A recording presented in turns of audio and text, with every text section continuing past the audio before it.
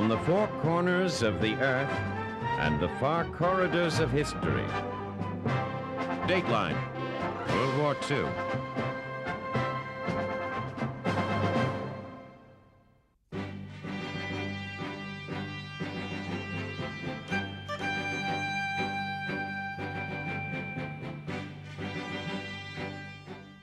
August 1943, Sicily. The American 7th Army, led by General George S. Patton, pushes along the north coast of Sicily toward the town of Messina. For Patton, the push is a journey of personal triumph, the writing of history by a general who believes himself destined for greatness. Patton's destiny is being fulfilled by the American 45th and 1st Infantry Divisions. As Patton rides in parades and issues daring commands, it is the infantry who must slug it out with the Germans. To Patton's east, the British 8th Army, under the command of General Bernard Montgomery, is bogged down in the hills around Mount Etna. They face a vast array of German-laid minefields and booby traps. Clearance of the obstacles is virtually impossible as the Germans rain artillery fire down on the exposed engineers. Patton is, of course, intensely aware of Monty's progress, or lack of it. Since meeting in North Africa, Patton and Monty, despite their positions as Allied generals, have become bitter rivals.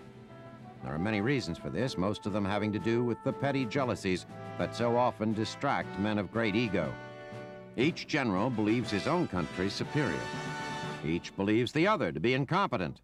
And each wants for himself credit for winning the war. Patton and Monty answer to British Field Marshal Harold Alexander, who, as commander of ground forces in North Africa, came to believe that Americans were sloppy, undisciplined soldiers. In fact, early in the American deployment, they were just that. Supreme Commander Dwight Eisenhower's answer to that problem was Patton, a disciplinarian of the First Order who quickly whipped the Americans into shape. Alexander, however, never really got over his fundamental distrust of the Americans' ability and seemed uniformly to favor his British countrymen, particularly Montgomery. Patton bristled at every perceived British slight and condescension, and by the time the Allies landed on Sicily, he was near the point of open mutiny. Once again, Alexander had planned the battle so that Monty would enjoy the glory and Patton endure the real work. Once again, entreaties to Eisenhower were answered with diplomatic compromises that Patton didn't like and Alexander largely gutted. A student of history, Patton knew that the key to taking Sicily is Messina, the city closest to the Italian mainland. In Alexander's plan, Monty ended up assigned a straight shot at Messina, while Patton was relegated to fighting the long way around the island and guarding the British flank. Now, however, Patton is in a position to arrive first at Messina, claiming his role as hero while vindicating once and for all the American fighting man. Patton urges his troops onward, and the men of the Big Red 1 and 45th Infantry claw slowly forward, battling through enemy minefields, past blown bridges, every obstacle a potential ambush. The casualties are not horrendous, but they are constant. Brave men, Patton calls his soldiers, but on 3 August, while visiting wounded at a hospital near Nicosia, he is confronted with something else entirely: battle fatigue. Outraged that an enlisted man who left battle merely for psychological reasons would be housed with soldiers physically wounded, Patton curses a quaking private, slapping him and throwing him out of the hospital tent. On 5 August, Patton issues an order to all battle commanders that no more cases of battle fatigue are to be treated in hospitals under his command. Those who report for stress-related treatment, Patton says, should be court-martialed. It is an inhumane order. One of the well-kept secrets of the war is that the stress of fighting can cause as many casualties as bullets. As the 7th Army moves closer to Messina, the German resistance stiffens. General Omar Bradley conceives a series of amphibious landings behind enemy lines, leapfrogging the Nazis' entrenched positions. On 7 August, Bradley launches the first assault, hitting hard and forcing the defenders to abandon their positions. The main German force, however, escapes.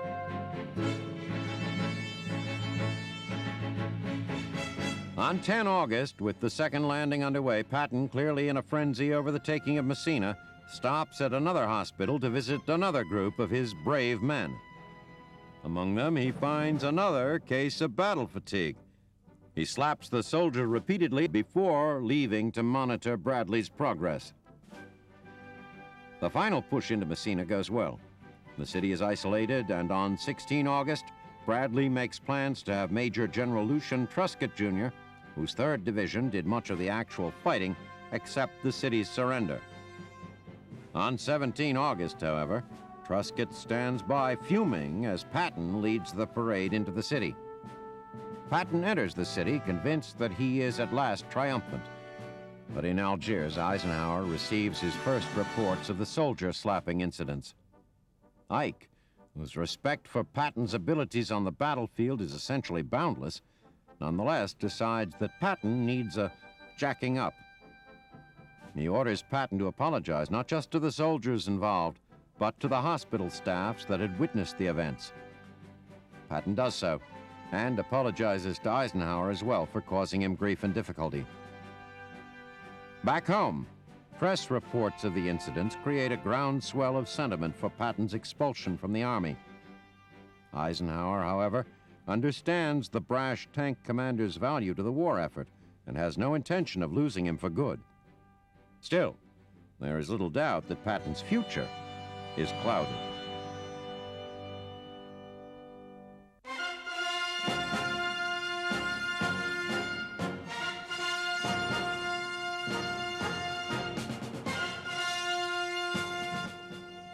August 1943, New Georgia.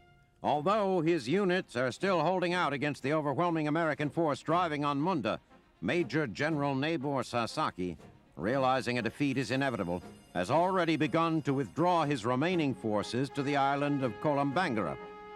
Here, northwest of New Georgia, he has constructed an even stronger defense than the Americans faced at Munda. With an airfield and 10,000 troops at his disposal, Sasaki is determined to stop any American attack in its tracks. As on Guadalcanal, the U.S. Navy is taking a heavy toll of the barges used to shuttle reinforcements to the island. PT boats armed with torpedoes, cannons, and 5-inch rockets terrorize Japanese shipping and shore installations day and night. These attacks are not without a price. One of the fast attack boats, PT-109, commanded by Lieutenant John F. Kennedy, is sliced into by a Japanese destroyer in the dark of night. Kennedy and 9 surviving crewmen swim 4 hours in a dark sea to the nearest island where they are rescued by natives. The growing force on Columbangara poses a difficult problem for Admiral Bull Halsey. His half of Operation Cartwheel, the 2-pronged drive to neutralize Rabaul, is nearly a month behind schedule. He is, as he says, wary of another slugging match.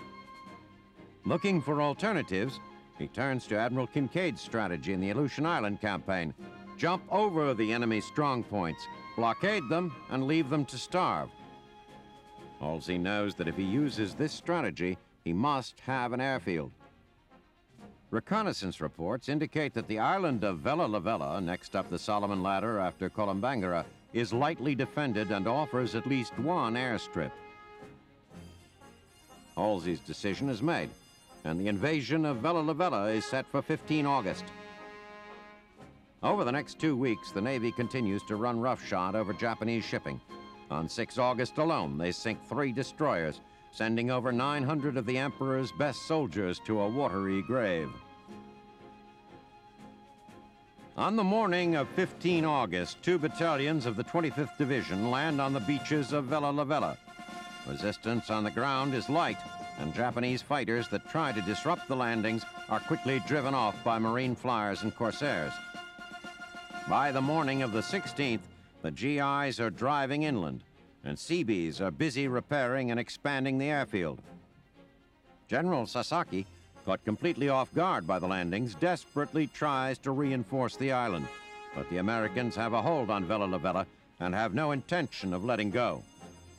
With this bold stroke, Halsey has rendered Columbangara useless at little cost to his own forces.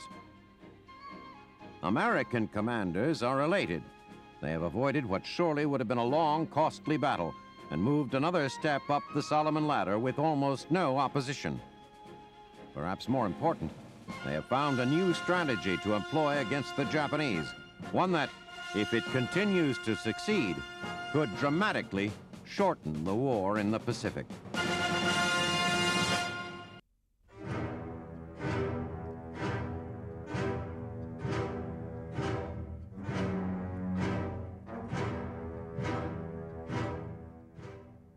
August 1943, England. After waiting a full hour and a half for the skies to clear, the commander of the 4th Wing of the 8th Air Force, Colonel Curtis LeMay, decides he can wait no longer and orders that the day's mission begin.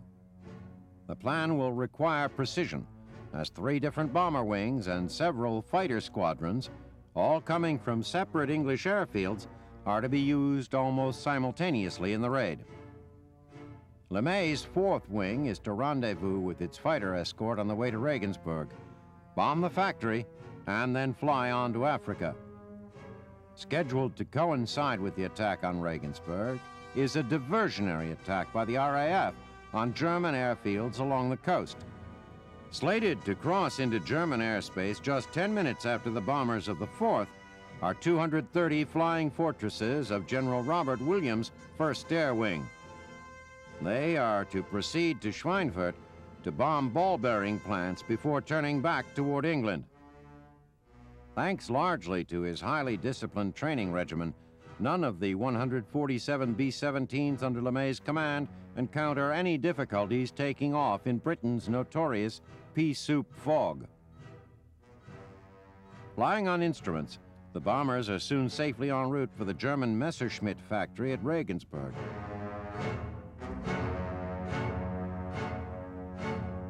Unfortunately, the fog in which LeMay's men are so capable either grounds or delays all of the other squadrons. The first fighters that the men of the 4th see aren't escorts, but Luftwaffe defenders. Determined to bring down the forts, they fly through their own flak to get at the big bombers. The diversionary attacks along the coast arrive far too late to divert any attention from the raid at Regensburg. Despite sustaining heavy losses, LeMay and his men stay on course and deliver their payloads. Those who survive the German flak and fighters fly on to land in Africa with little more than fumes in their gas tanks. Meanwhile, the 1st Wing crosses into Germany a full 5 hours late, met by only half their allotted number of escorts. Unfortunately, the light resistance expected is anything but light. Luftwaffe commanders, hoping to intercept LeMay's bombers returning to England, have sent up every available fighter, as luck would have it, directly into the flight path of the 1st. By the time the bombers reach Schweinfurt, the Luftwaffe has downed over 30 fortresses. Frustrating matters further, the factories in Schweinfurt are spread far apart and shrouded in artificial smoke. Their numbers depleted, the men of the 1st turned toward England only to be greeted by fresh Luftwaffe fighters who had been on the ground refueling. Luckily, a group of P-47 Thunderbolts arrived to escort the battered bombers out of Germany. They lose only 1 additional fort and down 11 Luftwaffe fighters. While the raid on Regensburg causes major damage to the plane factory, most of the bombs in Schweinfurt miss their mark. The fact that the largest and most complex raid yet attempted by the American Air Force in England has been foiled by the caprices of weather demands reconsideration of the tactics underlying the entire bombing campaign against Germany. As ball bearings in Schweinfurt continue to roll off the production lines, Allied commanders are left to wonder if the damage to the Nazi war machine is worth the price paid by the men of the 8th Air Force.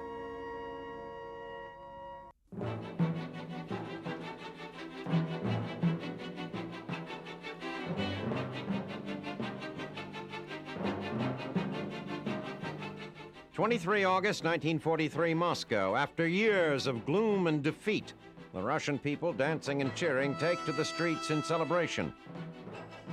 The reason for this revelry, which was ordered by Soviet Premier Joseph Stalin, is to commemorate the Red Army's taking of Kharkov in the Donets River basin.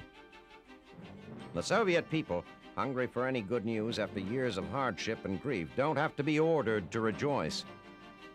Although this is the fourth time Kharkov has changed hands since the beginning of hostilities, Stalin is comfortable issuing orders for a celebration, for this time the Germans are unlikely to return. Not only has the Red Army managed to turn the tide through blood, sweat, and sheer force of will, Stalin knows that the impending invasion of Italy by the U.S. and England is forcing Hitler to divert men and resources to the west. So, despite orders from Hitler to the contrary, Field Marshal Erich von Manstein has withdrawn his battle-weary troops from Kharkov in order to avoid a repeat of the disaster at Stalingrad. While the people of Moscow celebrate the Red Army's conquest, there is little to celebrate in Kharkov itself. Intent on leaving nothing of use for their enemies, the Nazis have conducted scorched earth withdrawals each time the city has changed hands. Buildings and bridges have been blown up, factories destroyed, homes set to the torch. By the time Russian troops arrive, Kharkov is little more than a shell of a city. The soldiers of the Red Army have little time to dwell on the destruction. All along the southern half of the front, the Russians continue to press, smashing into the German lines and forcing continued retreat. The Nazis, determined to punish the Russians for having the gall to liberate their own country, step up their scorched earth practices, destroying nearly everything they leave behind, whether it is of military value or not. Silos, houses, haystacks, grain fields, everything is blown up or burned, leaving tens of thousands homeless and hungry. Russian soldiers moving through this wasteland find their already intense hatred of the Germans rising, fueling the ferocity of their attacks.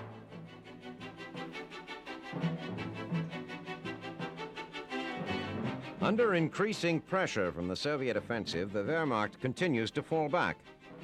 On 9 September, an enraged Hitler flies to von Manstein's headquarters in Zaporozhye to demand an explanation for his continued withdrawals.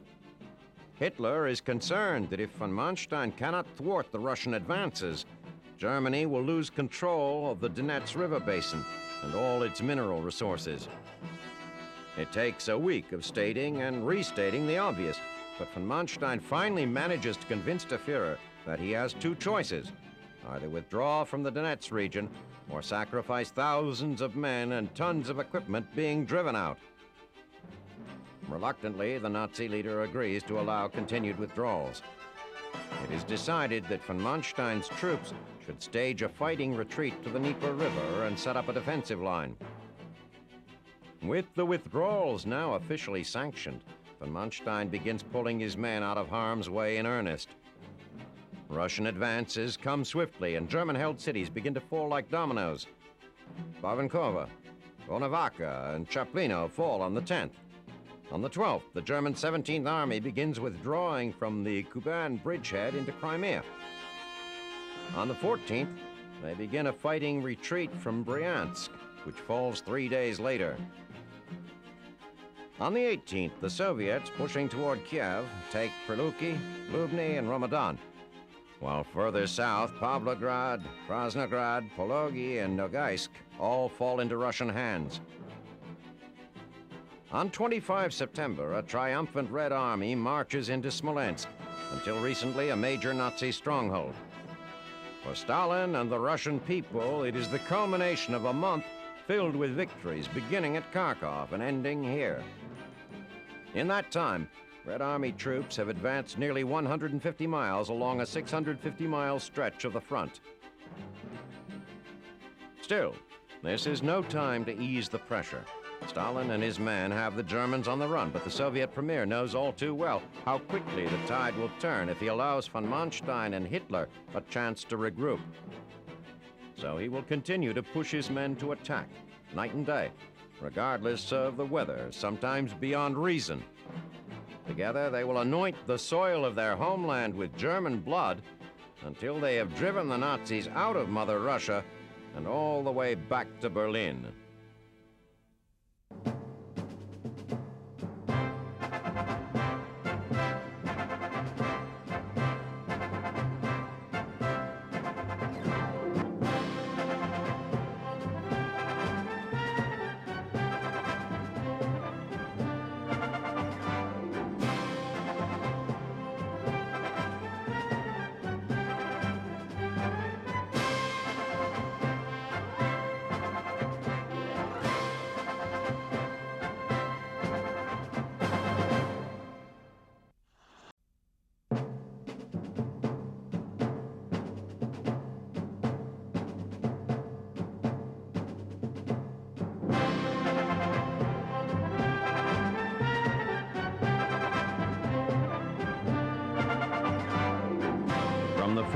corners of the earth and the far corridors of history.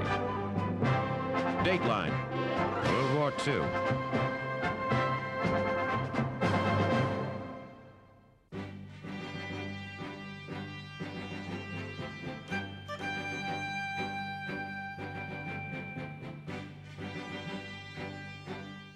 August 1943, Great Britain. As the men of the American 8th Air Force returned to their air bases after a day of bombing German manufacturing facilities at Regensburg and Schweinfurt, their English counterparts take to the sky. The British flyers have been told that they are en route to destroy an advanced German radar research facility. In fact, the RAF is launching an attack against what looks frighteningly like the future of Nazi warfare, the German Rocket Research Center at Peenemünde. Though Peenemünde has been in use since the 30s, it has recently received increasing interest from both the Axis and Allies. With the exception of Albert Speer, Hitler's Minister of Munitions, most of the German High Command had discounted the usefulness of rockets in war. But in the past year, important changes have taken place. In response to Allied successes in bombing German cities like Hamburg and Essen, Hitler has requested the development of vengeance weapons with which to strike back at England. On 3 October 1942, the V-2 rocket was successfully tested, flying over 100 miles and striking within a few kilometers of its target. While not pinpoint accurate, the V-2 is undoubtedly precise enough to strike major metropolitan targets, precise enough in Hitler's mind to bring England to its knees. Thus, Werner von Braun, the brilliant director of research at Peenemünde, has recently found favor with the Fuhrer, and his rockets enjoy all the benefits of being Hitler's pet project. Spies posing as workers at Peenemünde have kept the Allies informed of the progress of the V-2 and its little brother, the V-1. As their development and production gear up, it is decided to launch a bombing raid, dubbed Operation Hydra, against Peenemünde. The plan takes its name from the multi-headed dragon of mythology. While the main assault will be directed toward Peenemünde, a second squadron will fork off in a feint toward Berlin, 115 miles south. As on many nights before, Mosquito bombers enter German airspace en route to Berlin. However, this time they are outfitted with special equipment, which gives them the appearance of greater numbers in the enemy's radar. The 20 planes attract enough attention that over 200 night fighters are sent to confront the attackers. They arrive in time to see just a handful of the Mosquitoes, already beginning their return to England. Meanwhile, the first wave of bombers arrives over the rocket facility unmolested and drops incendiary bombs to light the way for the planes which follow. As the second wave approaches, Luftwaffe fighters arrive and launch a counter-assault which downs 40 bombers. Those who survive return to England secure in the knowledge that many more lives would have been lost had the diversionary raid on Berlin not been so effective. As the fires at Peenemünde are extinguished on 18 August, toll is taken of the havoc wrought by the RAF. The damage to the V-1 and V-2 programs is relatively minor, as critical launch sites and blueprints have escaped unscathed. 2 rocket scientists and 730 construction workers, among them Allied spies, have been killed in the bombing. Lost also is the illusion of secrecy under which everyone at Peenemünde had believed they worked. The Allies have struck at the Nazi vengeance weapons before their violent introduction to the world, before even one has been used.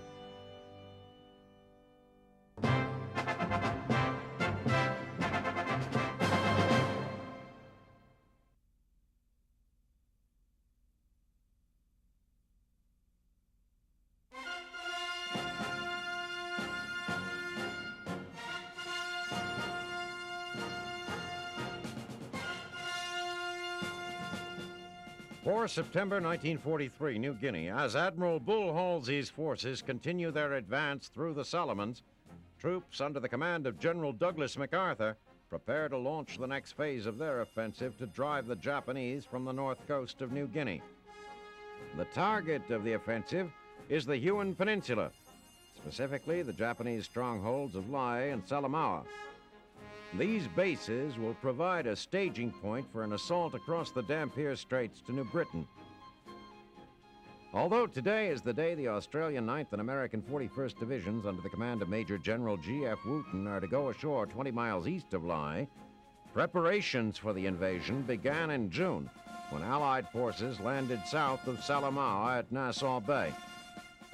Those landings had exactly the effect MacArthur had intended. Japanese commanders, believing that Salamaua was the Allies' primary objective, began to move troops south from Lae to reinforce the garrison there. Although only a feint, this force has been steadily pushing the Japanese back. They now are within 6 miles of Salamaua. The next critical blow was delivered on 17 August when bombers of General George Kenny's 5th Air Force strike the Japanese air base at WWII. The force stationed there was to provide air cover for the garrisons at Lae and Salamaua, but the raid caught the Japanese off guard and the planes were destroyed on the ground. This raid has become known as the Black Day to the Japanese, whose air strength in New Guinea was virtually wiped out.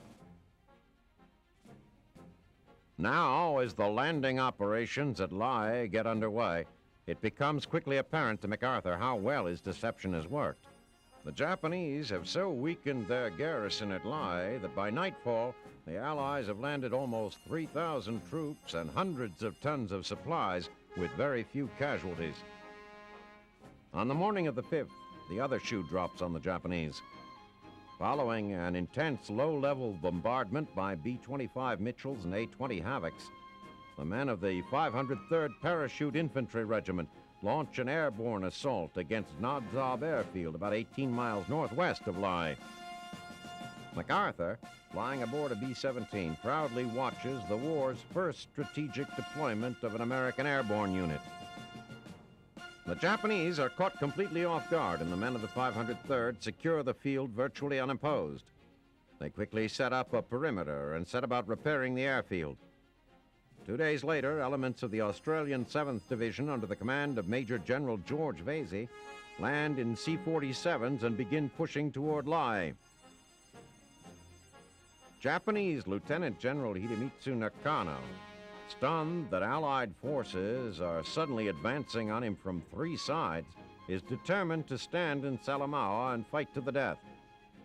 The Japanese High Command, however, unwilling to sacrifice the force, orders him to withdraw if it becomes evident he will be overrun by the Allies.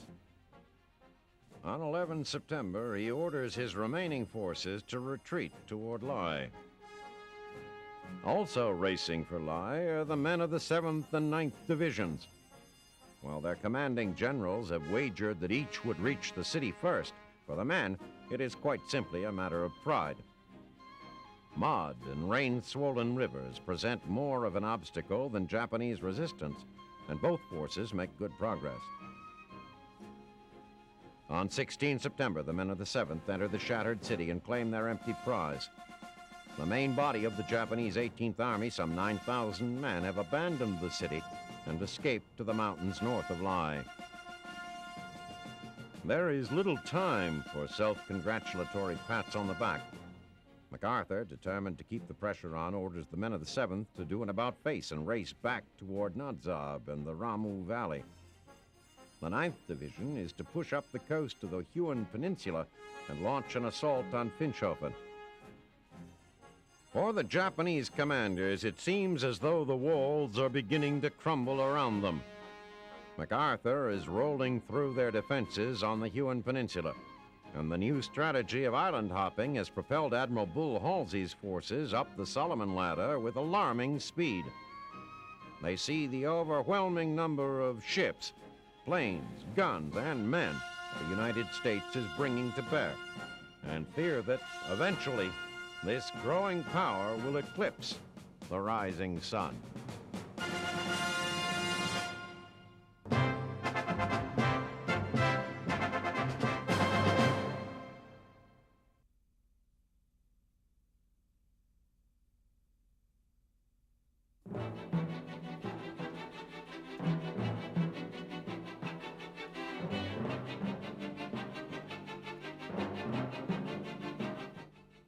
9 September 1943, Salerno, Italy. Just hours after the Italian surrender is announced over the wireless, men and equipment under the command of Lieutenant General Mark Clark are discharged from ships into the Bay of Salerno. The operation is codenamed Avalanche, a name that characterizes not only the operation's objective, but the Allies' self-assurance as well. Like the uncontrollable force of nature for which it is named, American and British troops will descend upon and hopefully bury the Nazis. Situated 35 miles southwest of Naples, Salerno is merely a stopping point in this landslide. With speed and surprise as the tactics, the plan imitates its title.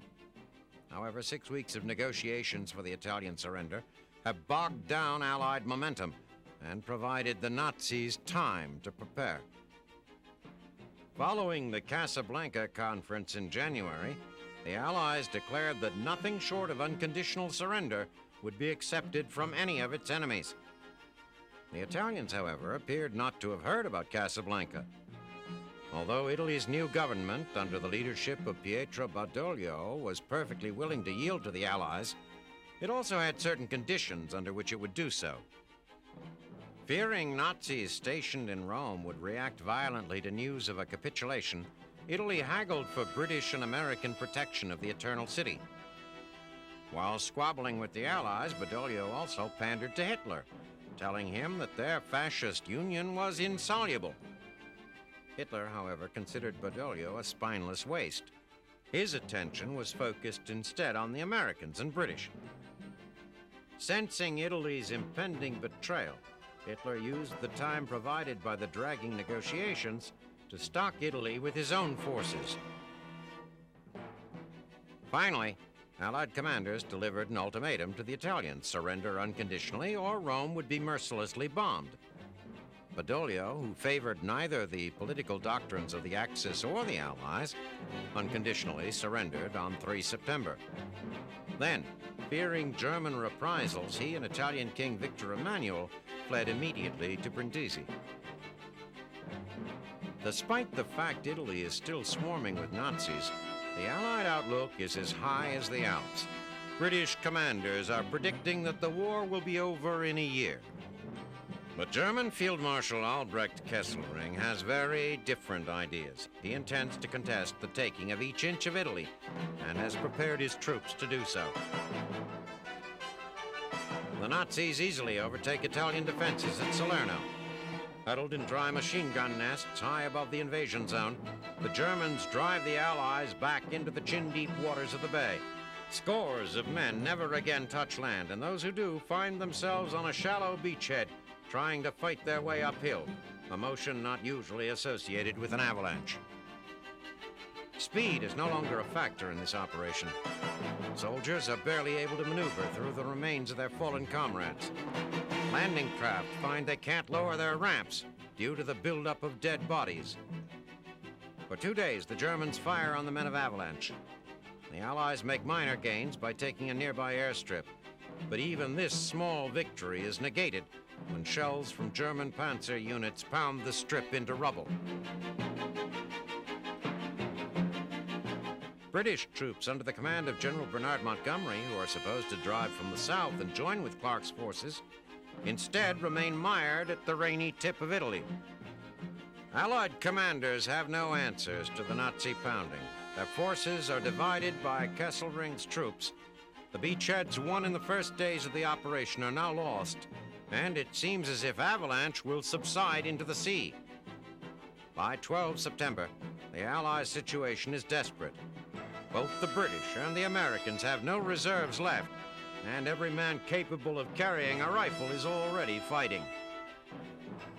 On 15 September, help finally arrives as 3,500 men of the U.S. 82nd Airborne drift down like snowflakes, bringing much-needed reinforcement to the beleaguered Avalanche. With the support of 2 additional British battleships and a massive increase in air support, the battle quickly turns in favor of the Allies. By the next day, the Germans realize they cannot hold and decide a change of tactics is in order. they draw back to new defensive positions, digging into the hills around Naples, preparing themselves to meet the victorious, albeit somewhat humbled, British and American forces.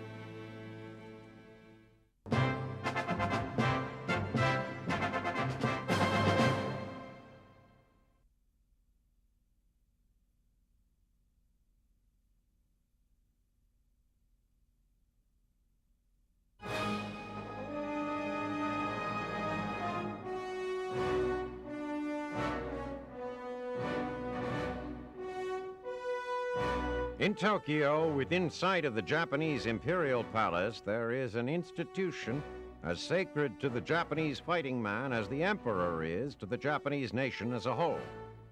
It is Ichigaya, the Japanese equivalent of America's West Point.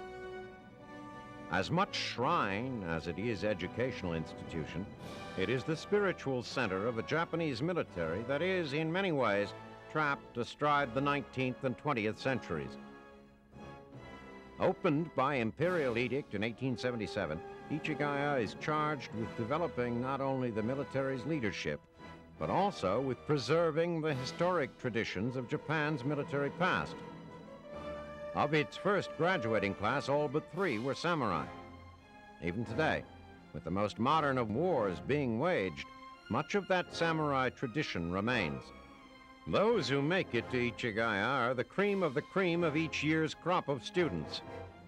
In Japan today, there is no career more honorable than the military, and families seeking the best for their sons enroll them in military schools by the time they reach age 14. It is these families' fervent hope that they will make it to Ichigaya. Only a fraction of a percent of those who begin down this long road will complete the journey. Standards throughout the Japanese educational system are high and rigidly enforced. Students are subject to a constant winnowing. Those who do not meet expectations are allowed to stay in the military, but they will not be eligible to rise to the highest levels of command. Students at Ichigaya are never allowed to forget their responsibilities to Japan. Their days start early and run long. Every minute is filled. Like their American counterparts, cadets are schooled in more than just military matters. Though Japan has historically been a closed society, Ichigaya today places an emphasis on languages, particularly those of strategic importance. German, Russian, English. They learn math and science not just as it applies to war, but as it applies to life. At the same time, they are taught their own military heritage. They are versed in jiu-jitsu, the incredibly effective Japanese hand-to-hand combat, and kendo, the kind of dummy sword fighting perfected by the samurai. Though the emphasis on tradition is never abandoned, as time passes, the cadets begin to study more modern military skills. All learning is by rote. The bending of individual will to the needs of the group is the basis of Japanese culture. In that sense, the Japanese have an advantage over the Allies. Japanese cadets don't need to be taught to follow orders. They do it instinctively. They react as one to commands. Eventually, all cadets must specialize. They learn the esoterica of artillery, engineering, the cavalry. The elite of the elite are drawn to aviation. Once those skills are mastered, training moves out into the real world. Huge mock battles are waged, and every cadet is taken on a tour of historic battlefields. The trips serve 2 purposes. They are, first of all, a lesson in the tactics of war. But as important, they are a reminder of the proud military heritage each cadet carries with him, of victories died for, and heroes who should not be forgotten. When they graduate, they do so in the presence of the emperor. He presides, silent and unheard, over their passage into the sacred order his predecessors had decreed. Outstanding members of each class are honored, and the cadets embark on what are assumed to be long and significant military careers. That they will be significant is almost beyond doubt. With war raging across the Japanese Empire, there is little tolerance in the military for the ineffectual. But whether this year's class of graduates from Ichigaya Academy will have long careers is very much in doubt. Japanese losses are mounting, and their empire, while not yet shrinking, has ceased to expand. And as long feared by Japanese traditionalists, from distant shores there comes the promise that the war will not end until Japan's militarists have been eradicated from the face of the earth.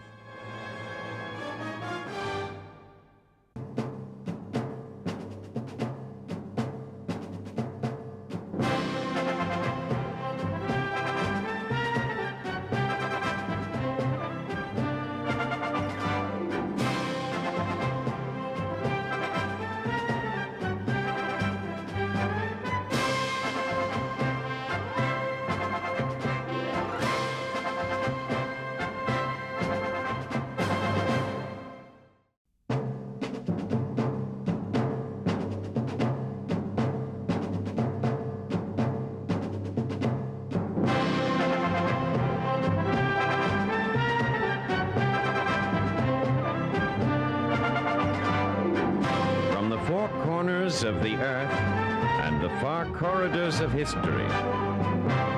Dateline, World War II.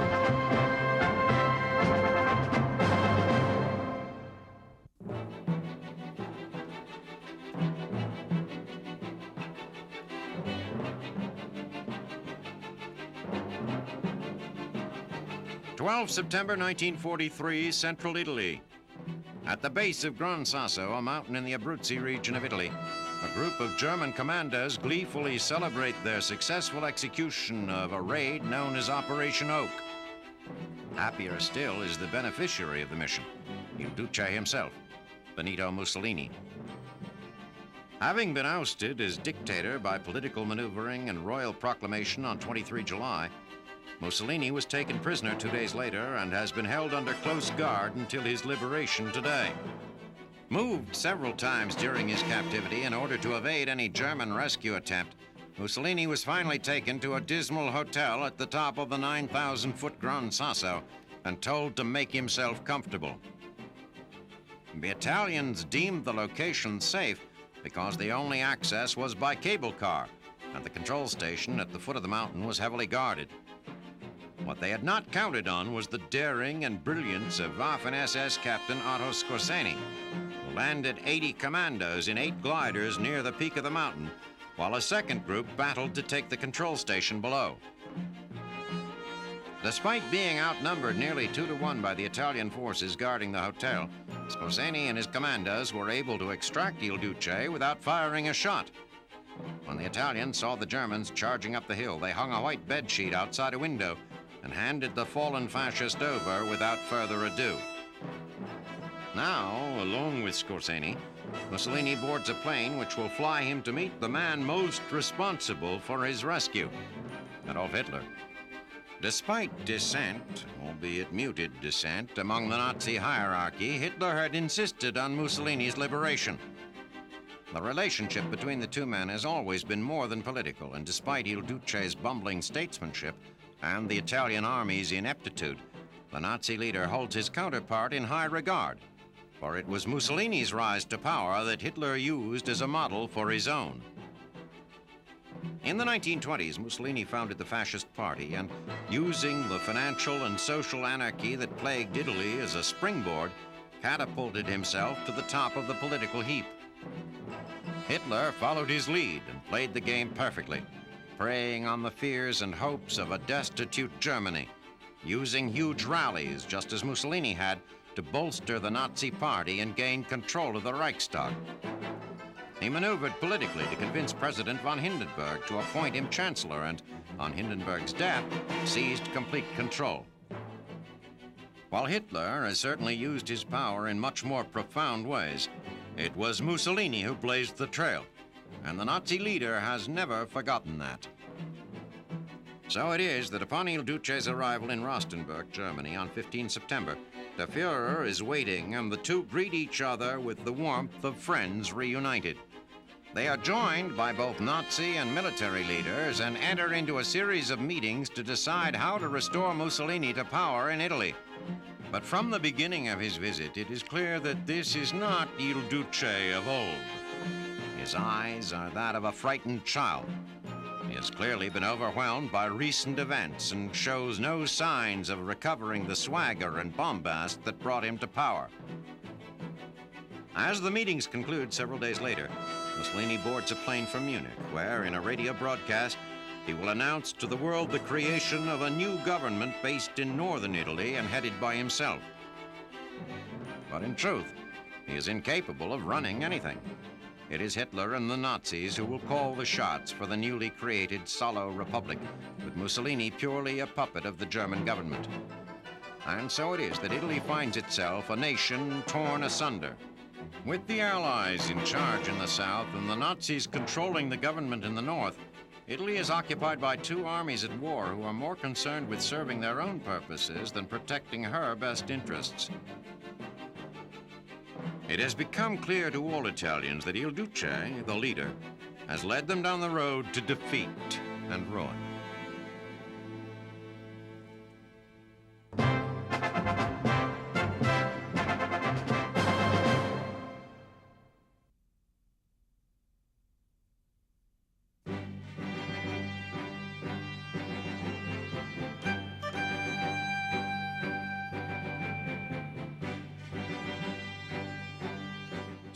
September 1943, Funafuti Atoll. Marking the beginning of the Navy's long-anticipated Central Pacific drive, American B-24s take off to strike Tarawa Atoll in the Gilbert Island chain. With this being only the first of many scheduled attacks, commanders of the 11th Bomber Group intend to pound Japanese defenses on the island to dust.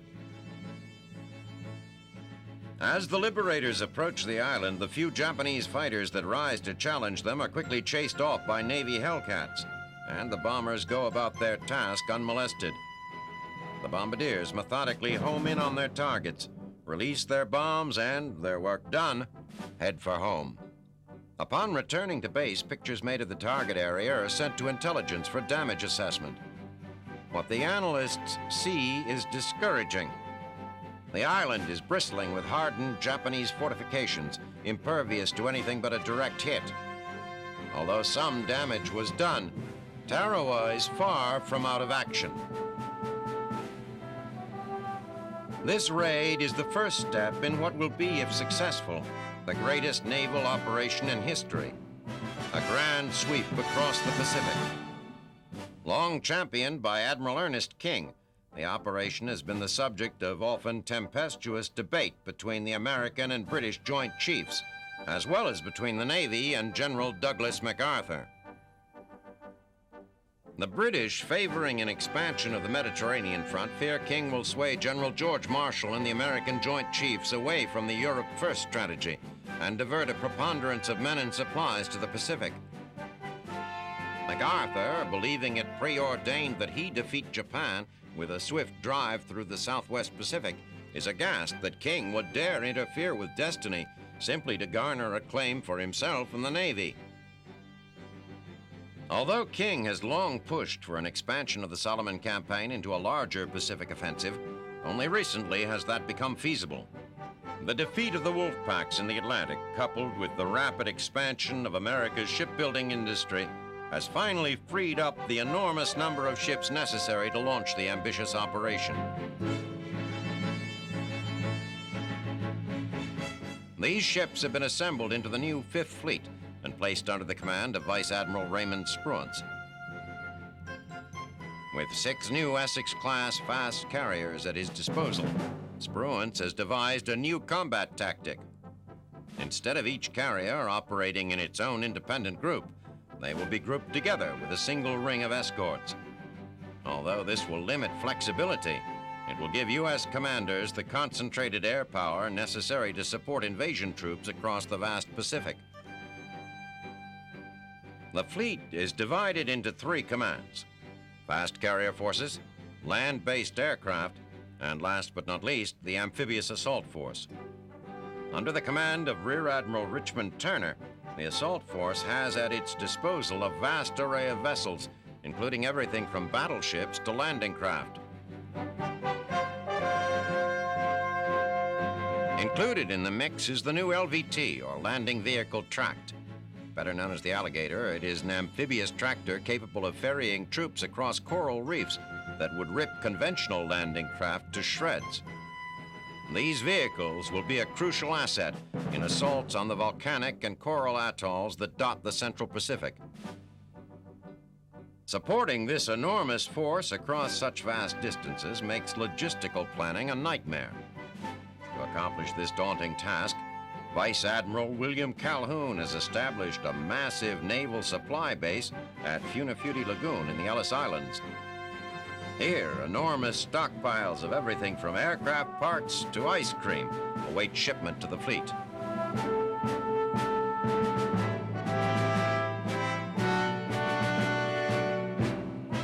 Tarawa and the Gilberts are but the first in a long list of islands that must be wrested from the Japanese before victory can be claimed. After the Gilberts, the more heavily defended Marshalls, Carolines, and Marianas await, and then the islands in Japan's home waters. How successful the Central Pacific drive will be waits to be seen, but naval commanders are optimistic, although they are aware that even the best laid plans can go tragically awry. The simple fact that they're capable of mounting such an offensive is indeed heartening. The U.S. Navy's Pacific Fleet, which less than 2 years ago was nearly destroyed at Pearl Harbor, is about to take center stage in the fight for the Pacific.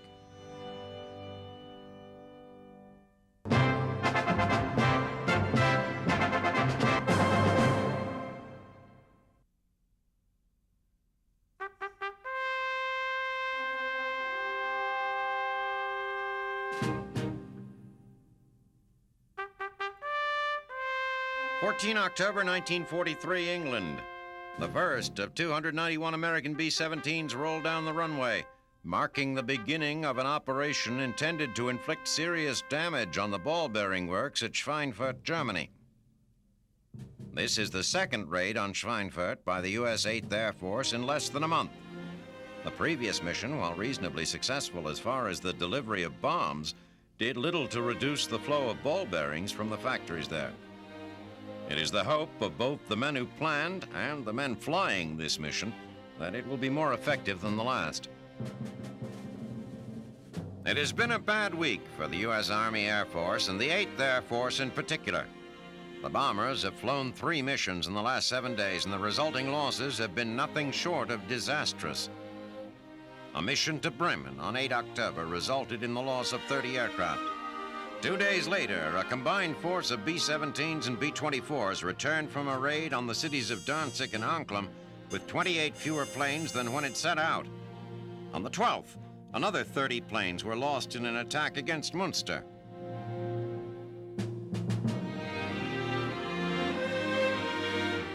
The reason for these stunning losses can be explained with one word: daylight. Unlike their British counterparts, the commanders of the 8th, at the behest of the Chief of the Army Air Forces, Lieutenant General Henry Hap Arnold, have scheduled their missions during the daytime rather than under the cover of darkness. The logic behind this strategy sounds not only reasonable, but downright clever. Daytime bombing is vastly more accurate, allowing for effective strikes against the military targets the Americans favor and reducing civilian casualties. In addition, with the British bombing at night, a 24-hour schedule makes it all the more difficult for the Luftwaffe to provide protection.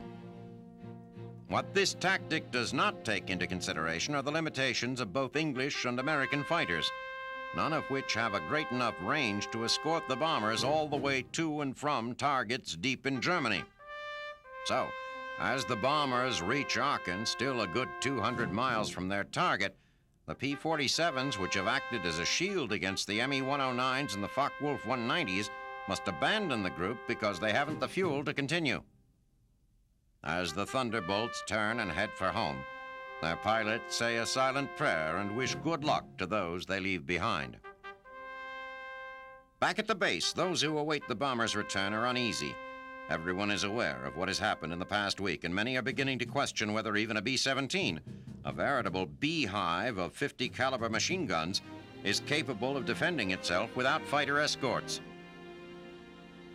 Contemplating the 400-mile round trip between Aachen and Schweinfurt the group must make before it can once again be joined by fighters, many are filled with a deep sense of dread.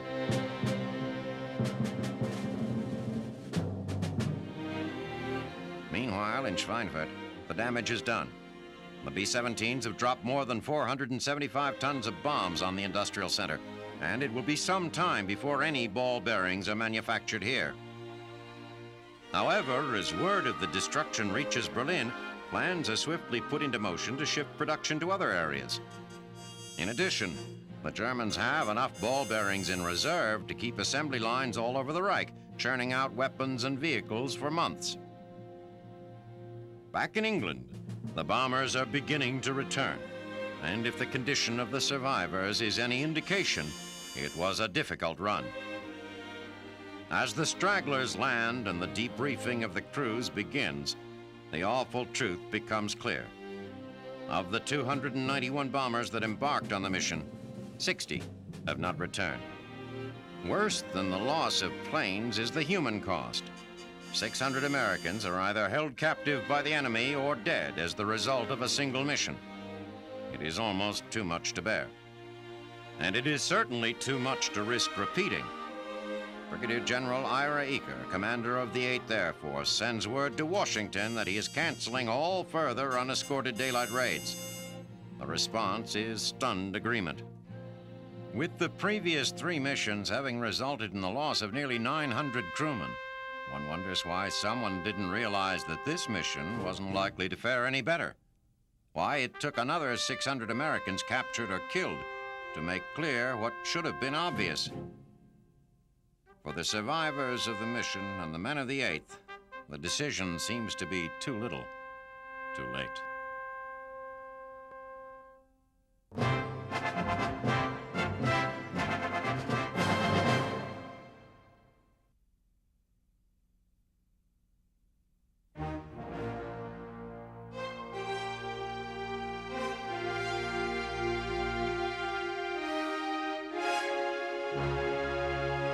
In a country at war, there arises a social contract between those at home and those on the front. The civilian works to provide for the man on the line, who in turn fights to protect the peace at home. This establishes a natural boundary which reminds each of their responsibilities to the other. In this Second World War, many countries have seen this dividing line blurred as never before. One of the first nations to experience this was Great Britain. As the English learned during the first days of the Blitz, airplanes have changed forever the meaning of the word front. German bombers terrorized the British people throughout 1940 and 41, effectively moving the front well inside the shores of England.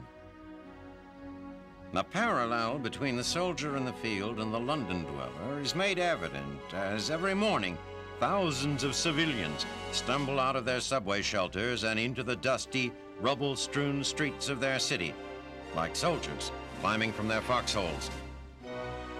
In May of 1939, just months before declaring war on Germany, Britain began the process of drafting all its eligible young men into service.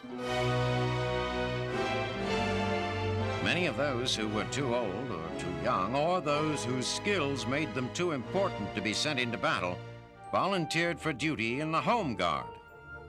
Introduced by Prime Minister Winston Churchill to protect the English mainland in the absence of the army, these men patrolled the English coast and inland roads with nothing more than watchful eyes and outdated weapons. Since May 1942, every woman under the age of 50 has been required to register for service in the war effort. Many serve in the women's branches of the armed forces, but most go to work in factory jobs, replacing men gone to the lines.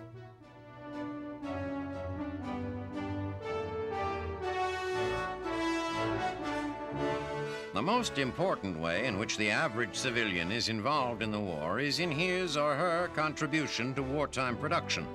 While Germany built up its military might over the course of the 1930s, Britain was not nearly as well prepared and has had to produce war materials without respite, as there are no substantial stockpiles on which to rely. Following the example set by Winston Churchill, the people of the country have spent the last few years working with only victory in mind. 60-hour work weeks are the norm, standing in front of metal presses, hunched over sewing machines, performing tedious, repetitive factory jobs, pushing themselves so close to exhaustion that some people have actually been known to fall asleep at their stations. The British people understand that reduced consumption is just another kind of increased production, and abide by the rationing policy handed down by Minister of Food Lord Woolton. While they tolerate the reduction in eggs, meats, vegetables, and even their beloved tea, they are more resistant to Woolton's suggestion that whale blubber, soaked in vinegar, is a suitable substitute for more conventional meats. Rather, Britons simply eat less beef, pork, veal, and America's loathsome Lend-Lease spam. Instead, they consume as much chicken and rabbit as their overtime swollen salaries allow. Prime Minister Churchill has said, "The fronts are everywhere," that workers are soldiers with different weapons. In this war, as never before, the civilians of Britain know that even the streets of their hometowns can be shattered by their enemies. While the Home Guard cannot battle alongside Britain's soldiers, and factory workers cannot fire the weapons they build, all know that just like their sons on the lines, they too toil toward victory in the long shadow of Nazi Germany.